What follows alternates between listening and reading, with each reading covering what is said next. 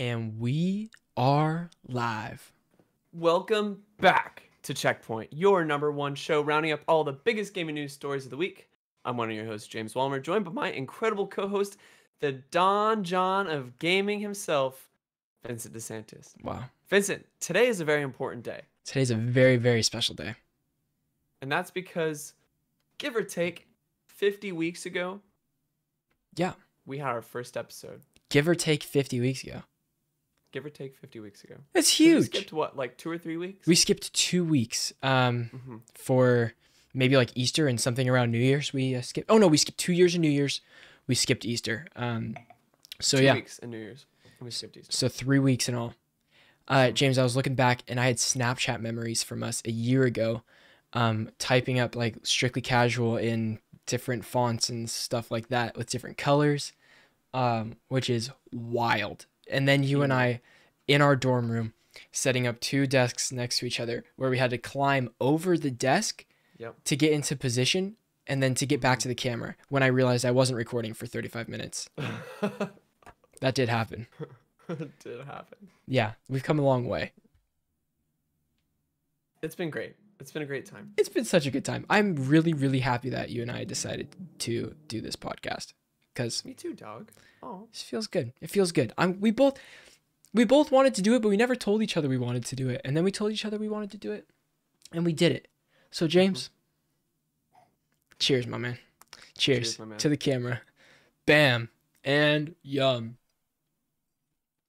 On that note, guys, we still have a great banging episode for you guys. It's not going to be we all do. tears and, what all that kind of stuff here on episode 50. Not at all. We're just getting Not at all. started. We're just getting It's a started. party. We have 7 pages Oh, of Lord. news. It's a lot. But we got some they're just big articles, some of them. There's big articles, big stuff. All right. Big baby. But first, before we get into that, James, give me the really quick, did I say that right? Quick rundown of the games you have been playing. Uh-oh, James's screen froze. Okay, it's back. Back. Tell me what games you've been playing this week, if anything. Finn, gonna keep it short. Gonna keep it simple with Please you. do. Gonna be honest with you. Yeah, I play more Persona 5. amen. Still loving it. Mhm. It never gets bad Good. or worse than it ever was. It just keeps getting better. Cool. I'm at 101 hours now. Wow. And I played a little Division 2 with you earlier today. Mhm. And then was it Overwatch earlier this week? Yeah. Cool. Yeah, that was on So I Saturday. played that. So yeah, I played a little bit of Overwatch. Jumped back into Division 2 a little bit just to check out that 60 frames update. Played some Destruction All Stars, which is the new PlayStation Plus game on PS5. Make sure to claim that. Tell me a little about that. Good time.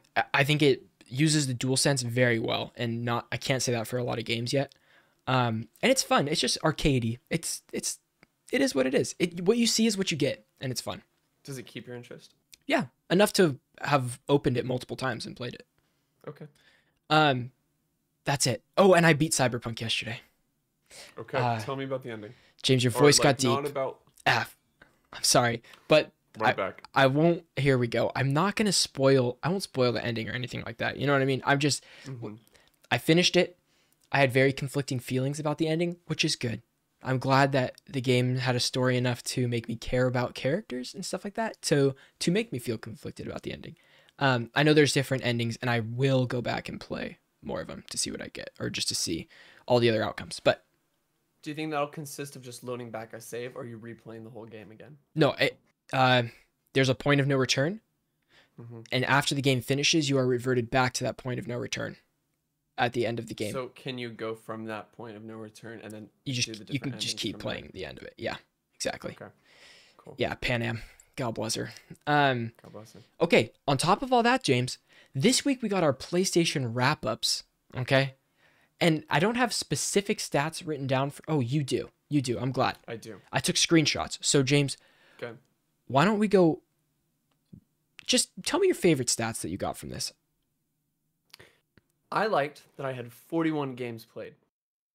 That's great. Let's see how many. Seems like a lot to me. It seems like a lot, but I don't know. I'm also famous, like notorious for never finishing my games. Okay. But I only had 27 games played this year. That feels like a really low number to me.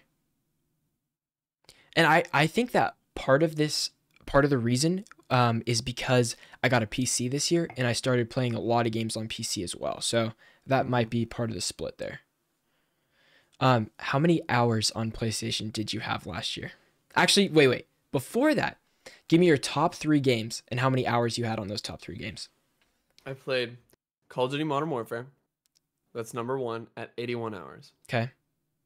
Persona 5 Royal Mm-hmm. at 58 hours. Okay. Which is interesting because I'm at 101 hours on Persona 5 Royal now. Right. Which means by the time they concluded the 2020 wrap up, Mm-hmm. I put in a little over 50 hours. It's good. It's good stuff. It's a good breakdown. A little under 50 hours. I'm not as proud to say that. For my number 3 was Star Wars Jedi Fallen Order at 25 hours. Number 2 was The Last of Us Part 2 at 34 hours. Keep in mind, I only did one playthrough of The Last of Us Part 2, so that's a long game. Mm-hmm. And my number 1 was Call of Duty Modern Warfare at 327 hours. 327. Yeah, 327 hours, bro. Wow.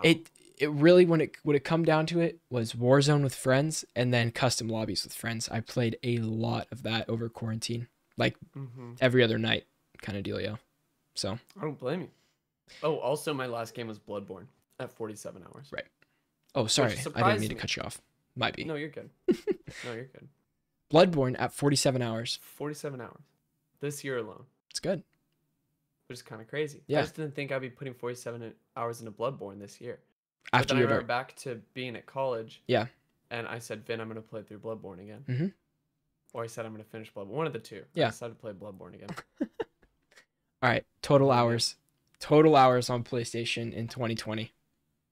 471 hours.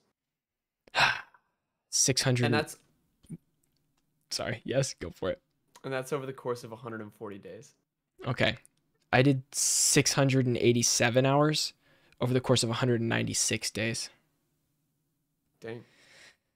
Those are rookie numbers compared to some people I know. It's still a big number for me to put in context to other things I did in the year. You know what I mean?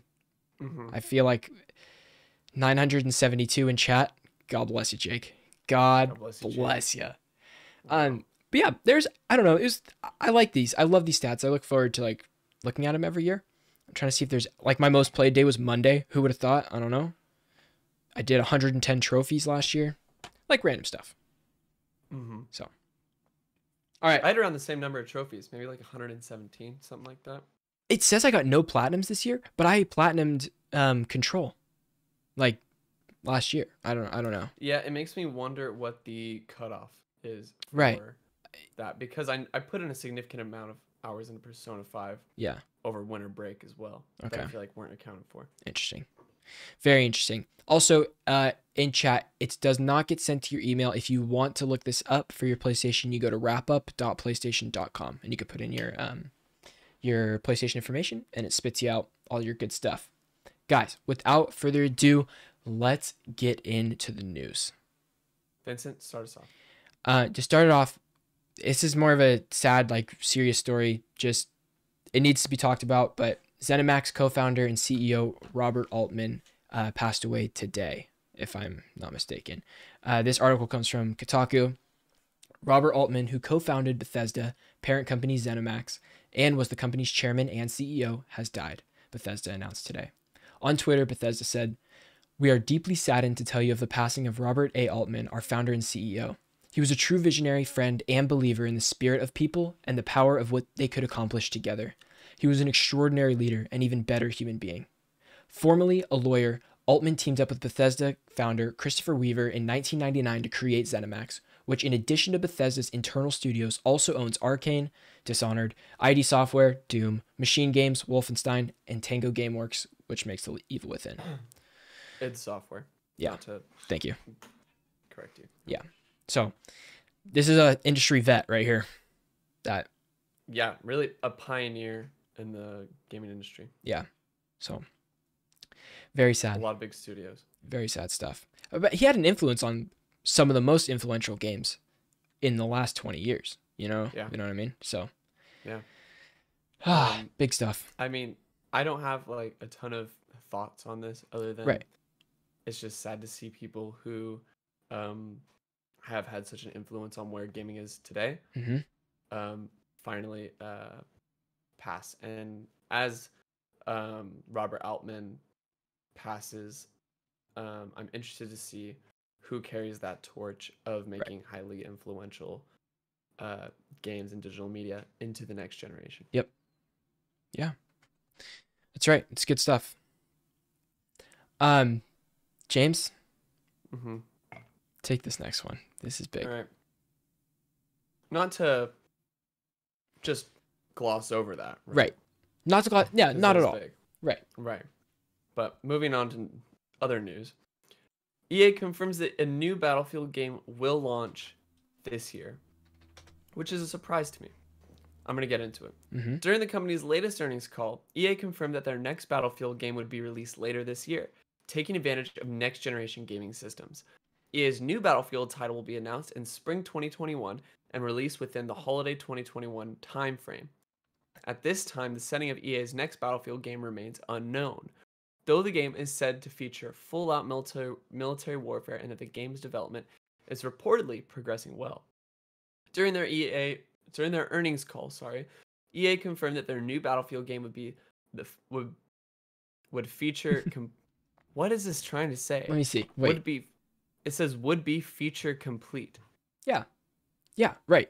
This Is is that to me. This means that they're not pulling a Battlefield 5 and releasing one game mode on launch, and then like, gotcha? oh, 2 months later, here's another game mode, and 3 months later, here's Fire Space or Fire Zone, whatever was their battle royale mode that just Right. crashed and burned. Yeah. I totally forgot that was even a thing. Yeah. It was a thing. Did you ever play it? No, never. Super clonk, dude. Like No way. you like it was just not right. It wasn't fun. Ugh. I feel like for good battle royale games, it feels like there's some skill involved. It felt completely random. It's just like I had no Really? idea. Yeah. I'm hoping I'm gonna finish this first, and then Yeah, we'll get into our hopes. Okay. Would be a feature complete at an earlier time than prior entries in the series. Okay, now that makes sense. Yeah. A factor which should allow EA to deliver the game on time and without any major bugs.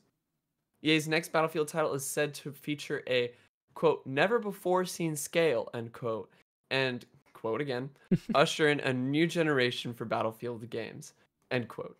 Given this comment, it seems likely that EA's new Battlefield game will be a next generation exclusive, which is contrary to our previous rumor stating that it would come to both last gen and current gen. Which is in conflict with the previous rumor that we heard that it was only going to be on next gen consoles. Yes. So, Yes. hey, who knows? I don't know. My bet is that it will be current gen exclusive. My bet is it will be on both consoles because Okay. I don't feel like people are ready especially with scarcity of consoles. Like I don't know how much does Battlefield sell every year? Like if we looked it up. I think if we Because there's only 4.5 million PS5 sold in this last 3 months. here's the thing, Ben. Yeah. I think it would be unfair. I mean, maybe it is more fair to compare Battlefield that are trying to predict this Battlefield sales. Sure, Comparing you're right. it to Battlefield 5 and Battlefield 1 because Battlefield 1 did sell well. Yep. But Battlefield 5 did not. No. Right. Totally like got shanked by a bunch of other releases during that time, and that was when Call of Duty World War II came out. So it was like, why would you have two World War Right. II games releasing in the same year? And both weren't very good. That was the Both big weren't problem. very good. Yeah. So I'm hoping this is me being optimistic Yeah. because this is my hope. I'm hoping that this is kind of a return to form, a redemption for the series. Okay. And I think in order to deliver the never before seen scale, and I think even in the language usher in a new generation for Battlefield games, Right. I think that that language That's to true. me sounds like they want to push the hardware. And remember back to Battlefield 4, which launched on PlayStation 4, did not release on last gen consoles. Did it not? It was not on PlayStation 3? I'm gonna double check, but as far as I can remember, oh my god, I almost spilled my wine. Wow. That would have been a disaster. That would have been a disaster. Okay, I'm looking up. Did Battlefield 4 Field 4 release on PS3? It did. It did. It did. In 2013 for Windows, PlayStation 3, Xbox 360, and then later in November for PlayStation 4 and Xbox One. It did not even release. It released a month after on next gen. Wow. So, very interesting. Very interesting. I was wrong. Okay. But I specifically remember that PS4 and Xbox whatever was the place to play that game. There was just like elements in the game and like textures and stuff that you did not get on PlayStation 3. It was significantly better on PS4. I remember that was one of the first PS4 games that was like, holy crap. Like, look what this system can do, baby. Like, that's pretty cool. So, I mean, they have the water physics and everything. Anyway, but Vin, what is your ideal Battlefield installment for this year? Here's what I'm thinking, James. We need to go back to the Battlefield 4, Battlefield 3 type, where it's like a current military shooter. I think, okay, Battlefield 5, kind of an unpopular opinion. I liked it. It was fun to me. It wasn't great, but it was tons of fun. As well as Battlefield 1, I loved it, but Battlefield 1 was like a better game for sure. So I feel like we got to move away from the period pieces a little bit, you know, and then go back to like what they were doing. So, yeah, it's gonna be good, James. I agree. I'm excited to play more Battlefield. It's been a while since I've been into it. I want them to get rid of the whole loot box sort of thing that they were doing with Battlefield 1, and I don't know if they did it in Battlefield 5. I want them. I don't remember. Yeah. Oh, they did. It was a very interesting sort of progression system. I want my traditional progression system. Oh, I'm starting to. Never mind. You look good. Sorry, I thought my video was starting to freeze up. No, you look good. I want my traditional progression like we saw in Battlefield 3. I want like very clear, distinct class roles. And I want the same type of big scenarios that we're used to in Battlefield games, and I think with the language of never before seen scale dictates that, right? Or connotes that. And I mean, I want it to be next gen exclusive. I want it to be a modern game. Right. I don't want them to pull back on the game to try to run it on the last generation consoles. That would suck. Yes.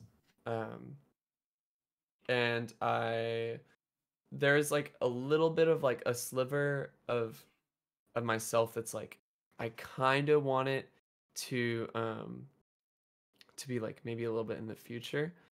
Like not like full like not like advanced warfare, like a 2025 like, type beat or 2030 type beat, something like that. Okay, I could get down with that. Cool. I'm just down maybe with like a Ghost, like Ghost Recon, sort of like. God, I love Ghost Recon. Ghost Recon Wildlands is one of the most underrated games of the last generation. Then you have to play Breakpoint, even if like. I played the demo for Breakpoint. Bad. Did you like it? Here's the thing that made me like Wildlands so much. This is a total tangent. Was playing with 4 buddies. But it's just playing with 4 friends. Playing by yourself is not the way to play those games at all. It's like when we were playing Division together, we were like, okay, I'm gonna place my turret here and like do this kind of deal, you know? That's what Ghost Recon's about, but even on a bigger scale because there's way more room to plan stuff out. That's what I love about it so much. But anyways, Battlefield, stoked. I'm all in. Give me it. I'm in. I'm more likely to Force buy got this deep game again. than the Cult. I'm sorry, James. I'm sorry. It's gonna happen a couple times. And he's back. Okay, you're good. We're back. Yep. I think I'm more likely to buy this game than the next Call of Duty installment. I'm a sucker, so I'll probably buy both. So yeah, that's what it comes down to. Yeah. All right. I can't wait for the next I can't wait for the next like. Remember when Battlefield fans and Call of Duty fans got into fights all the time? Stupid, completely different games. Yeah. I can't wait for that to happen again. So you could be a Battlefield guy? I could be a Battlefield guy. Yeah. Wow, that's next year. That is going to be next year. It's gonna Or be this year. oh this year. Yeah, I mean end of the year, like November-ish. I think November-ish. Wow, new Battlefield game. Let's go. Get I hype. can't wait. Get hype. Woo-wee. Okay, James, I want you to take this next one too because you know about this and I don't know about this very well. So you're gonna have to kind of teach me as we go. Finn, I don't think I know as much about this as you think I know about this. Okay, here we go then. All right. Embracer Group acquires Borderlands maker Gearbox Entertainment for $1.3 billion dollars. A lot of money. A lot of money. This comes from VentureBeat. The Frisco, Texas-based Gearbox will become a wholly owned subsidiary of the Karlstad, Sweden-based company. The transaction gives Gearbox access to new capital to help it make more games and become a significant part of the Embracer Group, which has 5,500 employees around the world. Now it is adding Gearbox team of 550 in Frisco, Texas, and Quebec City, Canada to its roster. Dude, Gearbox- okay, wait, pause. I thought they were saying Frisco, like trying to say like San Francisco, and that's like slang for it. And I was like, no, nobody says that. Nobody says Frisco, but Frisco's a Frisco, city in Texas. Texas. Thank you. Yeah, got it. Gearbox will become Embracer Group's 7th operating group. Embracer Group made headlines in November when its buying spree surged. The company announced it had acquired 12 game studios and a PR firm in one single day. And at the same time, that Embracer Group announced the Gearbox deal. It also said it was buying EasyBrain, a mobile game maker in Cyprus, for $640 million. Okay. To list off a few of the other subsidiaries, Big word. They include THQ Nordic, which is making Biomutant, which I'm super excited about, Gunfire Games, which made Remnant from the Ashes, and Koch Media. Yeah, Koch. Yeah, Which Koch. made Hunt Showdown, which is a semi-popular game on Steam and across other platforms too. Mhm. Over the years, Gearbox has worked on the Borderlands and Brothers in Arms franchises, and it helped with the development of Half-Life, Counter-Strike, Tony Hawk's Pro Skater, 007 James Bond, and Halo. And I assume that doesn't mean the new James Bond that id Software is working on, but instead the old Bond games. CEO Lars Wingefors, that's a guess and a half. Vision of Embracer as an allied partner group committed to fueling and accelerating the ambitions of a series of decentralized, successful entrepreneurial companies while magnifying the collective value and advantages of diversification across the entire group is the most brilliant strategy and design for short, medium, and long-term success in this industry that I have ever encountered in my 30 years in this industry, said Gearbox founder Randy Pitchford in a statement. The feeling at Gearbox is that we are just getting started, and this transaction is not merely a stimulant for the talent of our employee-owned company, but a propellant for the exciting future we have planned. James, give me the TLDR here. Give me the TLDR. The TLDR? Yeah, please give me the TLDR. All right. Embracer, who has a lot of big bucks, bought Borderlands, and they're excited about it. Thank you. I was like, we had more. We could go on. Well, I mean, there's a little bit more. They're just like, they're planning some cool stuff. They're just like sucking off Gearbox the whole time. Right. They're excited for what they can create with them, with this new acquisition.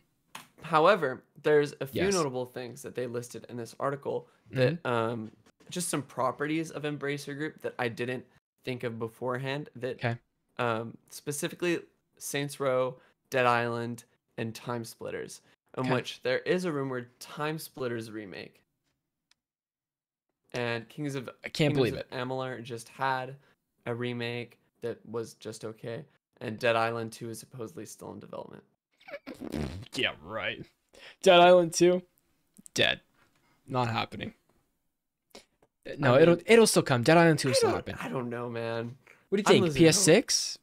Xbox Series 10? Z? Or I guess it already is the Series 10. I don't know. Yeah. I don't know, man. Something like that. Cool. Okay. I have no thoughts about this. I don't have any attachment to Gearbox in any way, shape, or form that I think this would be a negative decision on anyone's behalf.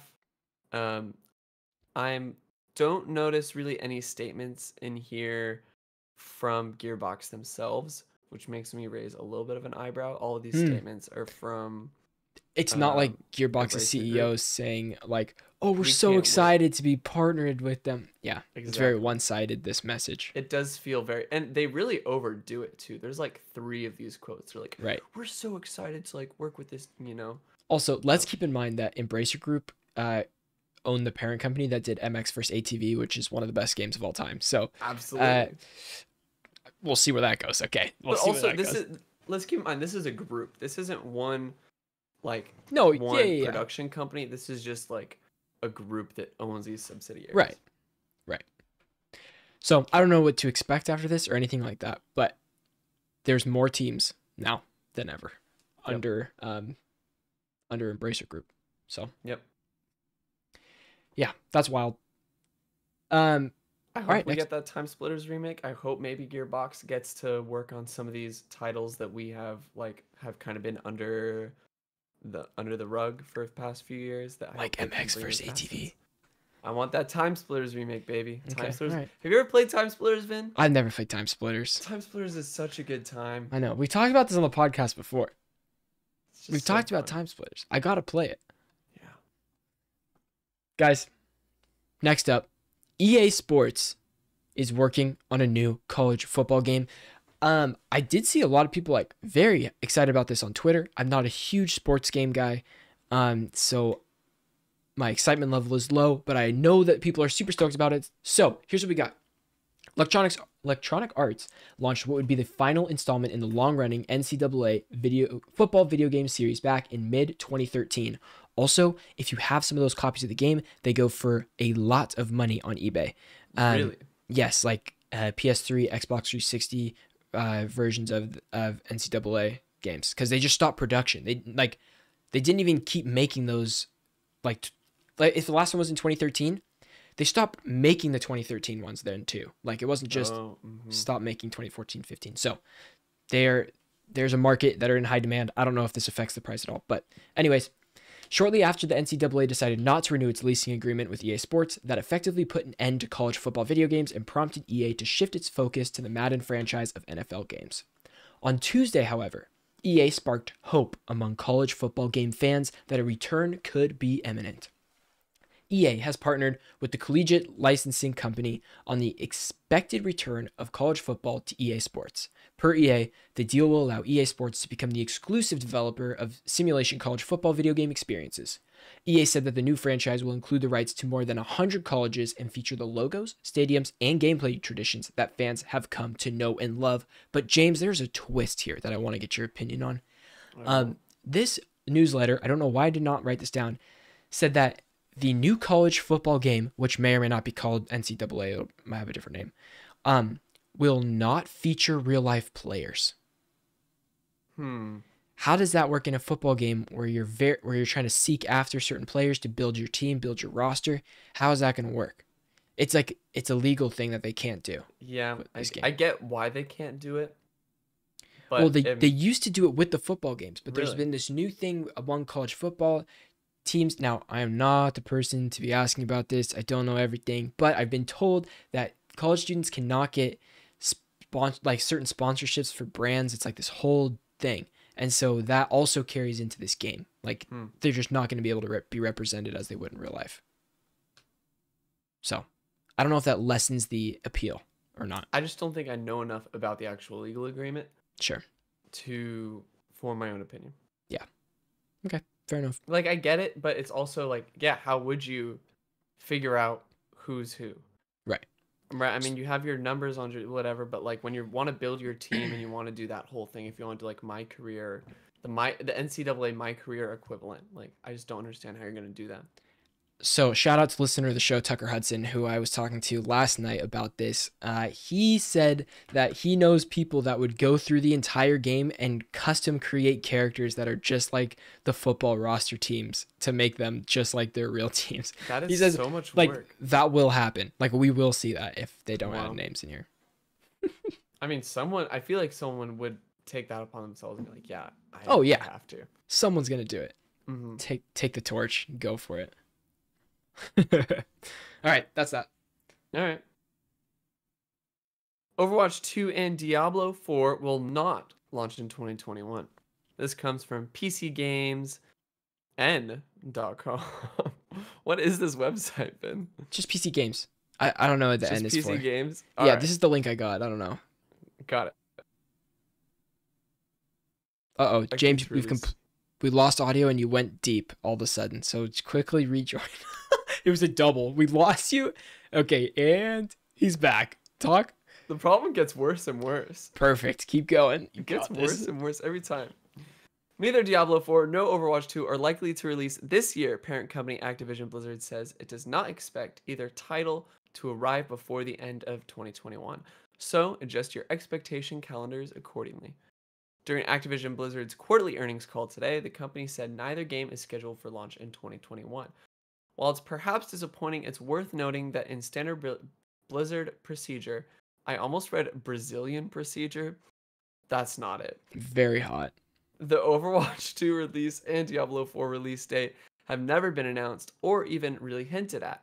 The company has been reluctant to commit to even a vague time frame on either of the hotly anticipated multiplayer games. However, we will be learning more about Overwatch 2 and Diablo 4 within a few weeks, as both games are set to feature during this month's BlizzCon Online, which is scheduled for February 19th to 20th. Do you want to do BlizzCon live reactions? If I mean, Kinda down. we'll see Kinda about down. timing and all that stuff, but I think Yeah, that'd be super yeah. fun. Yep. Yeah, that'll be fun.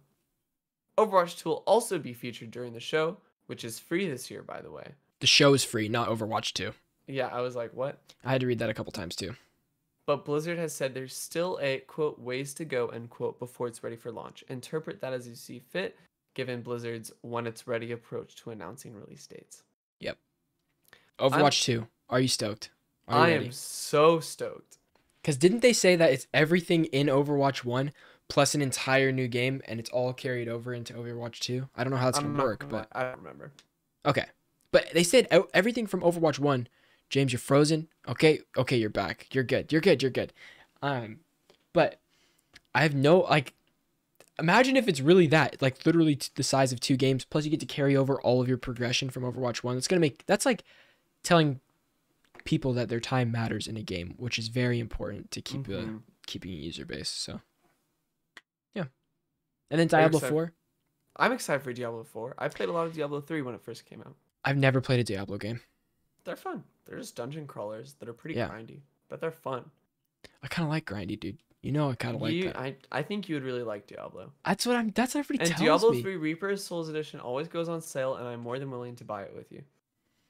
Okay. All right, James. Fine. Let's I'll do go this. Let's do this. All right. It's fun. Sounds like a plan. All right. I'm in. Finn, you gotta let me read the next one. Please, I wouldn't ask for me to read it. It's all you. PCGamer.com has officially stated that Lady Dimitri. Do you remember how this lady's name is said? Dimiskru. Lady Dimiskatru. That's right. No. Dimiskatru. Dimitrescu. Dimitrescu. That's definitely not it.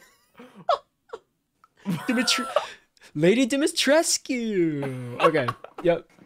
Keep going. You said it with a really Italian voice last time, and I think you respond. Yeah.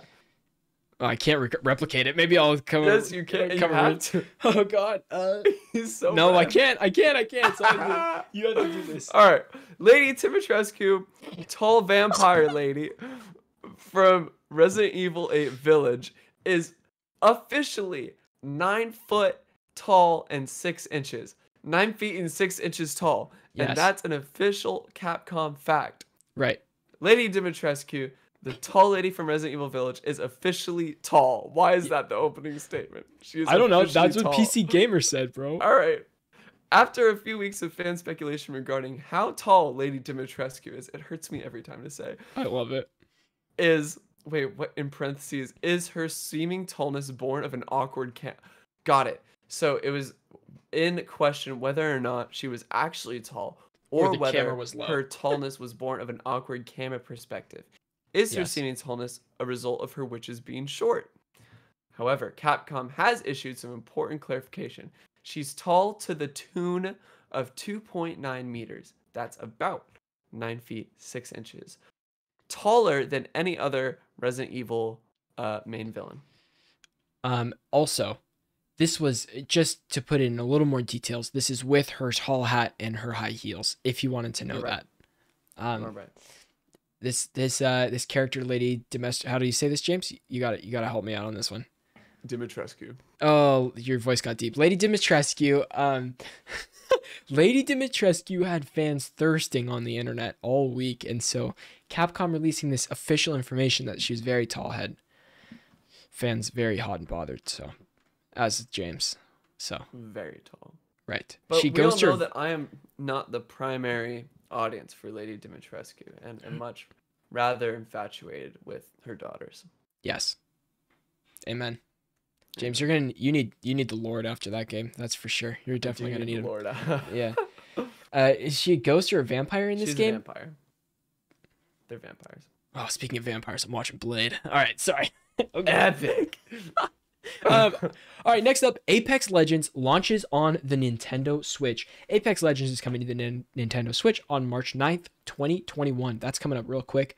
Porting Apex, this is like quotes from the developers. Porting Apex Legends to its smallest screen yet is a major achievement, and we couldn't have done it without our friends at Panic Button. We are actually, I like that name for a studio a lot, Panic I do Button. too. That's fun. We're very proud of what the team has been fully able to achieve with some smart optimizations for the Switch port to deliver a full-featured Apex Legends experience on the go. Apex Legends will launch on the Switch with support for cross-platform play, our latest seasonal content, and will full feature parody? I think they mean on par, like on par Yes. with other versions of the game. That's interesting though. Plus, since we're launching a few weeks after the start of Season 8, Switch players will be granted 30 free levels for their Season 8 Battle Pass. Whoa. For the first 2 weeks after launch, playing on Switch will also earn you double XP. Kind now, of James, insane. here was what I was hoping would happen with this update that we did not get, is cross progression. I want to be able to play this on my Switch and on my PlayStation or my PC and have it the same progress carry over at all places. I do not understand why it's not a thing, because your Apex account is tied to your EA account and not a device. So like, it's Call of Duty does it, what other things do it. I don't understand why Apex has not done it yet, because it locks me. I'd rather have it downloaded on my PC and be able to play whenever, because I don't play it very often, just when people want to. Mhm. I don't want to keep all 56 gigs on my PlayStation when I literally am always like trying to divvy up that space for different games. So Right. that is a huge suck for me. That is not it. This is a win though, and just in the respect that they've been kind of like fighting this for a while, I feel like. Right. This has been a big thing of like everyone wants it on Switch, but it's just never been there. You know, Mhm. Fortnite's been on Switch. Yeah. Other big battle royales, I mean, besides like Warzone. Yeah, Warzone's not, but still. It's But a still. big multiplayer game that a lot of people are playing. Yes. So And still Yeah. play. It's got a big Right. player base. I'm gonna download it and just see how it is. I'm On your curious. Switch? Yeah, I'm just curious to see. Unless it's 56 gigs on the Switch, what are you gonna need? 2 SD cards or something like that? Oh my god. That doesn't make sense to me. It makes no sense. Does not. All right. Next up. Amazon's new CEO says it's not done making video games despite problems. You Despite- just can't kill Amazon games. Despite huge problems. Despite James, we forgot a major news story this week. What did I we will go. forget? I'll after you finish this, I will say what we missed. Say it now in case you forget. Google Stadia axes all of its original. You're right. We could just have a quick conversation about this real quick. Yeah. Here's what happened. Google Stadia, they've not stopped production of their stuff, of their like cloud services or anything, but they've stopped all production of their original games that are happening on Stadia, which seems so freaking early. It takes game studios years to develop games. So why would they axe this like a year into Stadia? It makes no sense to me. They didn't even give the chance for a game to be made. Was the head guy who left, was he the game development lead or was he a service lead for the platform? I'm not sure. Good question. Okay. Regardless, this is a nail in the coffin for Stadia. Yeah. I was reading a tweet the other day too that says when Stadia finally like goes under, and you have a bunch of games that people played or paid for, like the full $60, and they're not able to play them on the cloud What are you anymore. gonna do? What are you gonna do? What What are you gonna do? happens? Refund everyone? No. Not a No. chance. It's Well, I Google. mean, well, think about it. Google has the money to refund everyone if they want to. Colton is claiming in chat that there is a couple exclusive games for Stadia that was made. I don't know of any. I know there was some being made, but I'll have to look. I'm looking it up right now. Okay. This is crazy to me. I think if Polygon put out an article in October saying the 11 best games on Google Stadia. yeah, 11 best original games. It's going to be like Destiny 2, Tomb Raider, Dirt, and something else. All right, CJ Woodland is saying Submerged 2 is one of their. Submerged 2. Now I have to look up. Submerged. Dog, I'm not seeing anything. I'm not seeing 2. any What was? exclusives. It's a VR game. And Google Stadia did not support VR, I believe. I don't know. Crazy. Just feels like they Yeah, jumped the gun on it's- canceling this.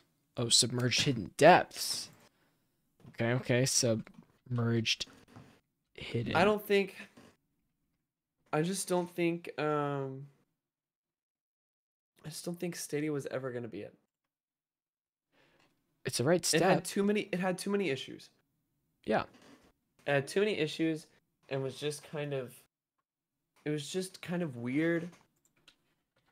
I don't think it was like too radical of a concept for anyone, and I think I actually really wanted it to find a little bit of success, a little bit of a foothold within this fall winter time, especially because of next gen console scarcity. Hmm. But that wasn't the case, obviously. Yeah. I don't know. Like Luigi right now in chat is saying that they have about another 2 years before he goes under, before they go under. That's his guess. But Google won't stop putting money in. I promise you that. The thing is, Luigi, the proof is in the pudding that they've already stopped putting money into it by stopping all first-party developments for Stadia. That's literally the biggest. That's like Sony saying they're stopping their first-party games. Then why would I use a PlayStation anymore? You know what I mean? I mean, I think the draw of the Stadia is like the service platform. Yeah. The draw is the cloud service, which Yeah. Again, I'll say it again. I think it's a good idea. I think it takes a lot more development to make it actually usable. And I feel like as in the place we are with video games right now, I don't see it being flourishing or anything. And now I tried Stadia and it worked. I played Destiny 2 on my Mac in my living room. You're like just connected to Wi-Fi. Like it worked. It was cool. But again, not for me. I think it just needs what was I gonna say it needs? I think they just need a wider library. They don't have enough games on the platform. Yeah. Right. And I think the first party games is supposed to give it kind of like a system seller sort of thing. Right. And in addition, bring along a greater quantity of titles. Mm-hmm. However, now they have neither. Maybe And they I have a guess plan. they can still bring third parties on. They still can do that, but they haven't progressed enough for it to No. actually, for that to actually be a viable argument. Do you remember when Cyberpunk was launching on Stadia day in, day out, and it was the best place to play? Cyberpunk was on Stadia. I do. I haven't heard anything about that since that story. That was a great story. I need to go back and was look a into great that. story. Yeah. I'm still willing to like try it out. I just think I want one company to just really hit that streaming stride really well, that somehow figures out how to run games on more accessible frames of internet. Right. Because Yeah. I think that's the biggest drawback. It's you need a wide library of games because Nvidia Shield was going to be like that thing, right? Mm-hmm. But Nvidia ran into problems with licensing. Yeah. Because all of the studios were like, we didn't tell you could put your game on this service. Right. And right. so they axed their games like Rockstar did. Like Yep. Red Dead Redemption 2 got axed from They're like, nope. from Nvidia Shield. Mhm. But I don't know. I think Nvidia Shield was the closest one that like almost made Yeah. it, because Nvidia Shield wasn't like, oh, we're trying to be this whole new platform. Like Nvidia Shield was like just another way to play the games that you already had. Yeah.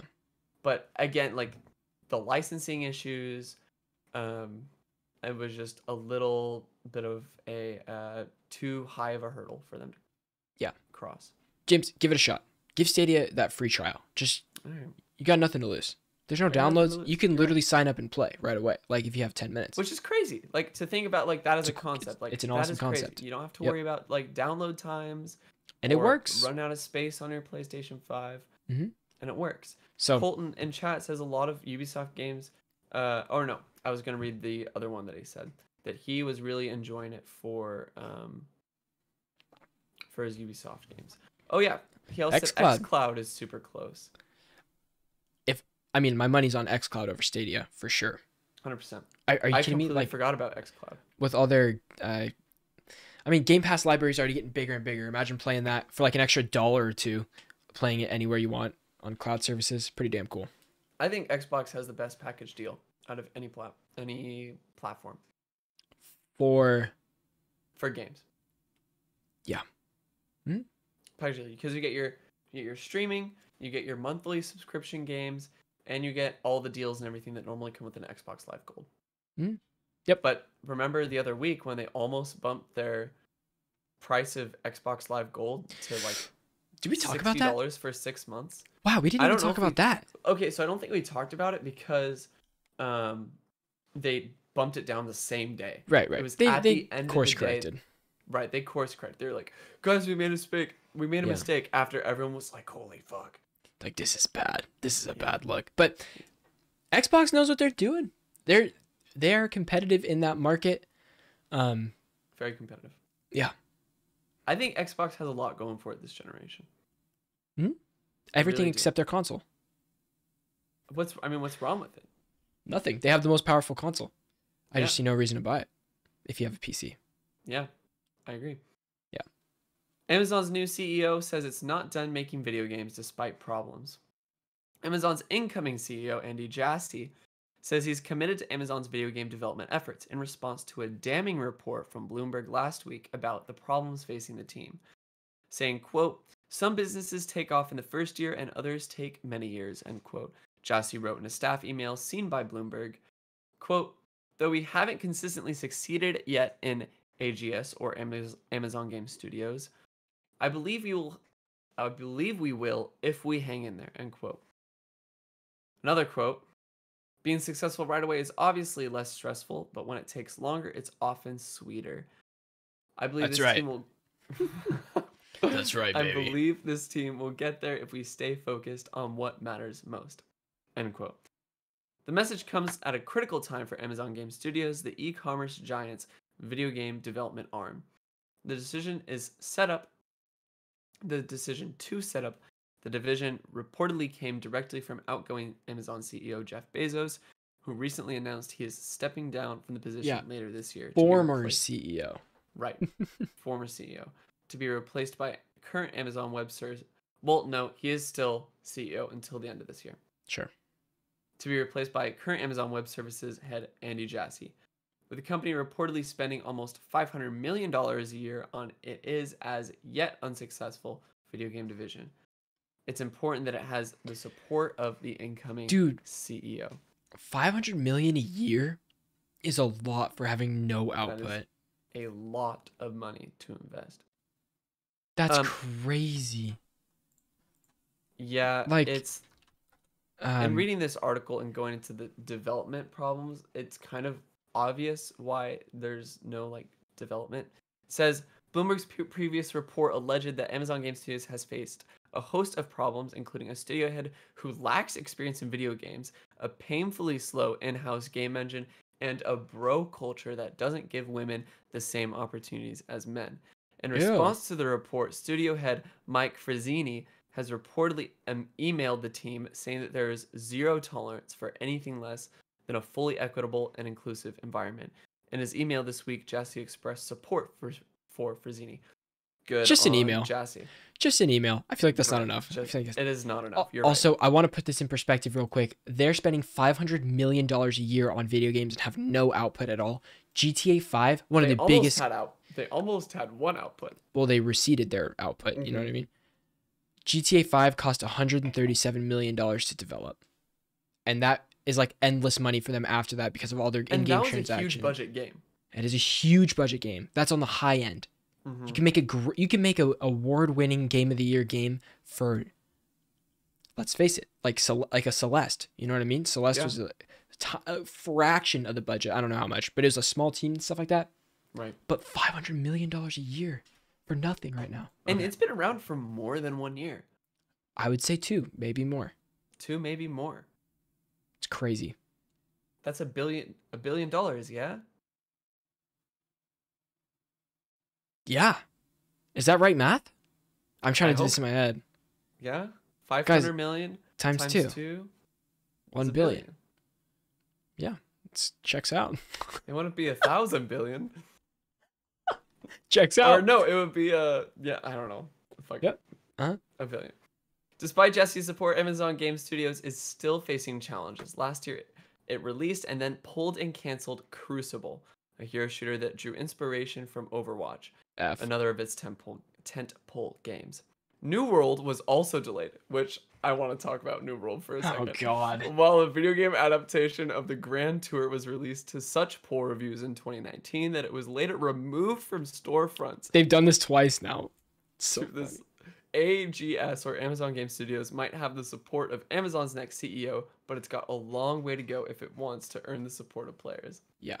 New World is terrible.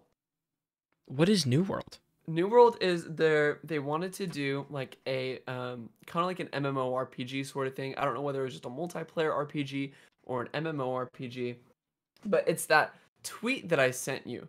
And I'm gonna try and find it real quick. But it's basically this tweet, like the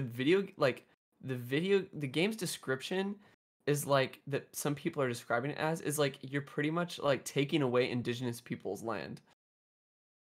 You're playing as a white I'm looking at dude, this right now. as a white man who's taking away indigenous people's land. I did hear Which- about this. Oh, here it is. This is from Mark Millen. Okay. And this came out right after we heard about this, and he has an article. Oh, this is referencing the Bloomberg article that this Verge article referenced. Okay. And it says, it's the whole article is an examination into why Amazon has proven it can make everything why Amazon has proven it can make just about anything except a good video game. It says a prototype Amazon game called New World asked players to colonize a mythical land and murder inhabitants who bore a striking resemblance to Native Americans. Right. Executives ignored charges that it was racist until they hired a tribal consultant who confirmed, yes, it was racist. The best is that they had to hire someone to tell them it was racist, Yes! and they couldn't figure it out on their own. Yeah! Are you kidding me? That's very funny. That's Oh my so gosh. funny. Yeah. This is Forget this is New a World. Chad studio. Forget New World, baby. When's Elden Ring coming out? Okay. What? I don't know why you said New World. I immediately thought of Elden Ring and how I can't wait to play it. I don't know why my mind went there. Days till Elden Ring. Who freaking knows? Who freaking knows, man. That's nuts. Well, Vin- Amazon's got problems. That's the basis of this. That's it. That's the whole basis. Amazon has way too many problems to deal with. Are we ever gonna get a quality game from Amazon? No. Who knows, dude? Maybe in 10 years. They need to gut the entire studio. What are they? No, here's what they'll bring in, like some industry veteran and bring it all around. They'll do something. They're gonna use the Bezos bucks. Of course, dude, they got Bezos bucks out the balls. You know what I'm talking about? Are you kidding me? That dude's loaded. Absolutely loaded. No, yeah, he is. You guys, here's a little more fun story for you. Forget Amazon and their BS, okay? Genshin Impact devs are so committed to gacha that they used it for their staff giveaway, okay? Someone sent me this tweet and I could not stop looking at it, okay? Here we go. Let me set the stage for you. It's me. I'm scrolling on Twitter and there's just a picture of so many PS5s and 3080s graphics cards and Nintendo Switches, stockpiles. You would think you're walking into the gates of heaven with these things everywhere, okay? You're looking at these, you're like, this is why people can't get their hands. This is why people can't get their hands on PlayStation 5s or 3080s. It's because MiHoYo has all of it, okay? So here's the dealio. What some may consider an ironic twist, Genshin Impact devs MiHoYo gave their employees tons of graphics cards, consoles, and Apple products using a gotcha system. Analyst David Ahmed shares images of the insane tech God bless hoard Daniel on Ahmed. Twitter. Yes. Which includes piles of PlayStation 5 consoles, RTX graphics cards, iPhone 12s, and Nintendo Switch consoles, and a whole other plethora of Apple products and tech goodies were in the mix too. But how do you decide who gets what product? Well, in true MiHoYo fashion, they decided to run the staff giveaway as a gotcha, transparent drop rates and all. Ahmed shared the drop rates for each item, with Apple products like MacBooks and Apple Watches taking the rarest spot on the list with a 1% chance. That's still higher than your chance of getting a 5-star character or weapon in Genshin Impact, mind you. Yikes. The most common drops were items like AirPods and AOC monitors, with a 30% chance of nabbing a variety of smaller tech items. According to Ahmed, there were enough prizes to go around for every employee. It's just that you might not get the PS5. Ahmed also made it clear that the raffle was only used for this giveaway, not for any other financial compensation or bonuses they earn. So this is just an extra thing. I think that is That's clever, so funny. genius, hilarious, and just funny. It's just funny. I don't know. I had to share. That's funny. I That's would have good felt time. amiss if we did not share that. Mm-hmm. Finn, are you still playing Genshin? I played this week, actually. I did. Really? Yeah. I did 10 rolls. Still Got like nothing. it? I enjoy it. For me, Genshin is going to be when there's a big story content drop, because okay, here's the deal. I'm gonna give you a little download on Genshin real quick. There's like 7 gods in Genshin, like 7 of these god characters. Each one of them has a specific region that is going to be unlocked. Right now, there's only 2 of those regions, and so they have and it's a huge map at 2 regions right now. We're pretty damn big, and they're all different environments and stuff. So eventually, each like big expansion will be one giant set of land plus a whole story for that land. So I'll 100% jump into that stuff because I really enjoy it, but I don't have enough time to keep up with that grind. Even though, and I don't know. Yeah. So that's pretty much it. All right. Yeah.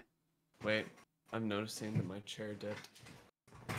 Back up. There it is. The hydraulics. F. Yeah. Hate to see it. Hate to see it. I'll probably never jump back into Genshin. It's You're just lost, the- James. Finn, have you ever finished Breath of the Wild? Okay, you could just shut up right there. The door's behind you. You can leave. I've done 3 of the Divine Beasts. I still haven't done the 4th. You have no excuse. You have one more. You're right. You're right. It's one of the best games in the entire generation. And I've still put so many damn hours into that game.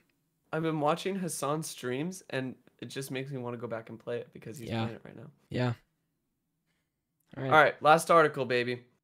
What's missing from the Mass Effect remasters? And this is a short article. It basically just says, while the Mass Effect Legendary Edition will have over, which we got a trailer for this week, Which will was have awesome. It was Which so was sick. awesome. I can't It was wait. so- I can't wait for Vin to play it. We'll have over 40 other expansions in DLC to play. There are a couple of omissions within the bundle. One of which is a pretty big DLC to the first game, which I don't think people are really like upset about, but it blocked out this whole system for the first game. And so it's called the Pinnacle Station DLC. And it's not available. And so the reason why the Pinnacle Station DLC is not available is because it was originally developed by Demiurge Studios, not BioWare, the devs of the series. Right. The source code for the DLC has been lost, and when the studio tried to retrieve the backups, the data was almost completely unusable. So in order to remake This is the interesting. Pinnacle Station DLC to be re-released, it would have to be a complete remake. Mm-hmm. They have nothing to go off of. Pinnacle Station was the second DLC pack for Mass Effect, and it added a training facility along with 13 new combat scenarios. And basically what this was, it was kind of like a survival mode or like a floor system like in the Division 2, Sure. where you would go through levels that progressively got harder and harder. Mm-hmm. Also, it's worth noting that the Legendary Edition of Mass Effect 3, which did have multiplayer on release, will not have multiplayer due to the logistics required to do that. According to an Okay. interview with The Verge, Mass Effect developer Mac Walters noted the multiplayer has been cut in favor of improving the single player. How they managed to do so, I don't know. But it will be releasing in spring 2021 I'm very, very excited for for this. PlayStation 4, Windows PC, and Xbox One. James, here's what I need to do. I'll tell you my list right now. Cyberpunk is done. it's time to beat Avengers and beat Ghost of Tsushima. That's what it's time for right now. And then by the time I'm done with those, hopefully this will be out in March, right? March 20 something. It's hard for me to hear, Vin. Why? Oh, Colton says, honestly, the Pinnacle station sucked. It was a super grind. Okay, Not a big loss anyway. fair enough. This brings a tear to my eye because this tells me that all the way behind all 4 of these games is little old Persona 5 James, sitting in the back corner. it took me 2 months to play 50 hours of Cyberpunk. It's going to take me, let's say, double that, 4 months to play Persona 5, potentially. And you're going to love every second of it. I really will, and I know I will. It's just a time commitment, bro. That's like summer game for me, you know, where I can just like put a couple more hours in. I don't have school. I just have work, and that's it. And I can just game. Just do it. I'll get there eventually. One day, James. One day. Oh. But finally, rounding out the show, episode 50, our 50th episode of Checkpoint. Random fun stuff. I really didn't like Persona. Damn, Shinobi. F. Okay, well, we'll get there. All right, let's do it. Back and forth. You know the vibe. You know what's going on. Number Random one fun stuff. Number one on random fun stuff. PlayStation 5 sold 4.5 million units in less than 2 months. Big numbers. The Epic Games Store will continue to deliver free games every week in 2021. God of War's 60 frames per second 4K patch for PS5 is out right now. Have you watched any of it? Yeah, I have. Looks damn good. Looks really cool. Damn, can't wait to replay. Yeah, me Division too. 2 60 frames per second update is out now on console. And it was awesome. James and I tried it today. It does play great. smooth. February PS Plus games are out now. Control, Destruction All Stars, and Concrete Genie. Cool. Game Pass games are added. Project Winter, Yakuza Remastered Collection, and The Falconeer. And like 2 more, but they were very obscure. So Okay. Yeah.